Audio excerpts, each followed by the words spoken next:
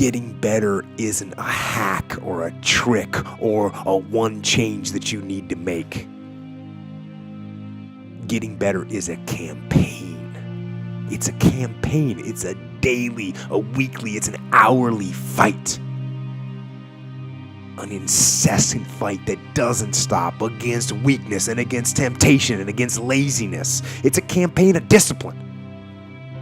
It's a campaign of hard work and dedication. It's waking up early and going to bed late and grinding out every second in between. Every single day.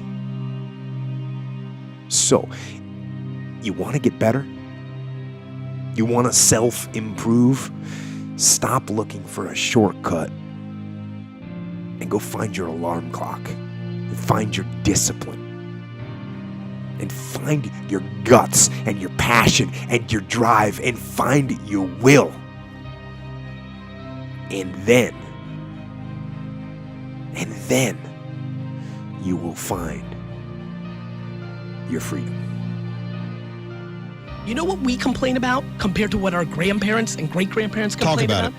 I don't know. I mean, it's really hard to complain about theoretical issues compared to actual slavery, compared to actual Great Depression. I love when kids are like, the economy's bad. I'm like, you are an idiot. I'm like, do you understand the historical nature of where we live today and what's going on? Again, I don't want to dwell on it too much. The internet has changed everything. It has fundamentally created opportunity for everybody. The problem is people don't want to put in the work.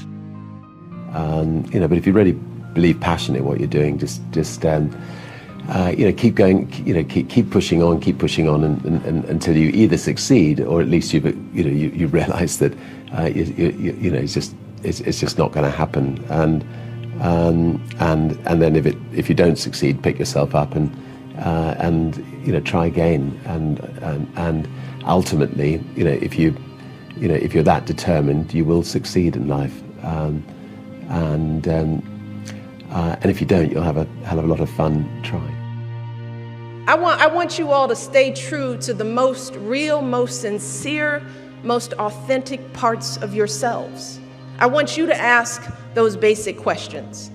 Who do you want to be? What inspires you? How do you want to give back? And then I want you to take a deep breath and trust yourselves to chart your own course and make your mark on the world. Maybe it feels like you're supposed to go to law school, but what you really want to do is teach little kids. Maybe your parents are expecting you to come back home after you graduate, but you're feeling a pull to travel the world. I want you to listen to those thoughts. I want you to act with both your mind, but also your heart. And no matter what path you choose, I want you to make sure it's you choosing it and not someone else. Are you making decisions based on the financial rewards? Are you making decisions based on how easy the work will be? I mean, I remember in college, they would give you this book where all the students would rate the classes, and they would rate things like how easy the class was and how much they liked the professor. And, the first year I picked all my classes based on workload, and I picked everything a low workload, and pretty bored, didn't work very hard, which was fine, but nothing was dynamic and nothing really excited me. And I, thank goodness, learned that. And so the second year, I picked all my classes by professor rating, regardless of the workload. So every class I had these dynamic, amazing, incredible human beings passing on their knowledge, and you were excited to work hard for them, And so again, the question is, what are the filters we're using? And so if you're only chasing the mighty dollar, then you will have jobs that'll pay you a little more than the last, but are you enjoying yourself?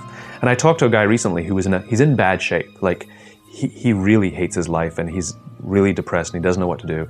And so we were going through all his old jobs, and I said, give me a job that you've loved. And he hadn't. Every single job he's chosen out of college, he picked because of the money. And if something offered him more somewhere else, he took it, regardless. And the amazing thing is he plateaued, because if you're only chasing the result, if you're only chasing the thing that makes it easy, right? Then eventually you will get bored, or they'll get bored of you, right? And you plateau. In other words, chasing the almighty dollar, if that's your only thing, it eventually flattens out. Whereas if you're chasing the thing that excites you, the human beings to be around, the work that excites you, the stuff that you can get passionate about, the irony is you'll actually make way more. You can never perfect what we do. There is no way. I've never met anyone who goes, that's perfection. I mean, to an audience outside of your work, people can think that that's the only way they'd ever want to see that part played or that moment done, whatever. But as an actor, and this isn't mock humility, I think it just goes for all art forms, really. The whole point is perfection is unachievable. So it's that constant pursuit of the unobtainable, which is kind of magic, really, and should keep us kind of motivated to try better. It's the Beckett thing, fail again, fail better.